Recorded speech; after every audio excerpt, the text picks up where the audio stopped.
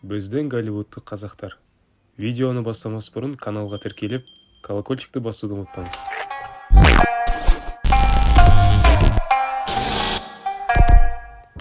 Бәріңе Джеки Чанның киносындағы толық жігіт таныс шығар, я. Бәріне ол Саммо Хунг атымен танылды. Бірақ бәрі біле білмес, Саммо Хунгтың түп тамыры Ақмолдан екен. Сұңғат Қаңлыбаев 1952 жылы Ақмола облысы Жаңабірлік ауылында дүниеге келген. Мектепте ол өте тыныш бала болған.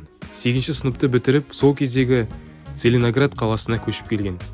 Сұңғат Лесозавод ауданында тұрды. Бұл суретте сұрыптау цехында тұр. Сондықтан ол жасөспірім кезінен бастап өзін-өзі қорғауда үйренуі керек еді. Лесозаводтағы тұрақты шайқастар Сұңғаттың спортқа келуіне себепші болды.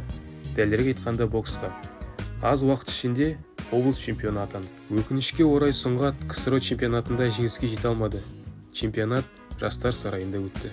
Бірақ 80-ші жылдардың ортасында партиялық бағытта ол спорт тәжірибесімен алмасу үшін бауырлас КНР-ға жіберілді. Шанхайдағы көрсетілім спектакльдері кезінде Сұңғатты сол актер, режиссер Джеки Чан байқап қалды. Басында Сұңғат Джекидің фильмдерінде эпизодтық рөлдерді сомдады. Бірақ 2 жылға жетпей Сұңғат кунг-фуды аз уақыттың ішінде үйреніп, Қытай жұртшылығының сүйіктісіне айналды. Сонымен бірге ол Саммо Хунг сахналық есімін алды.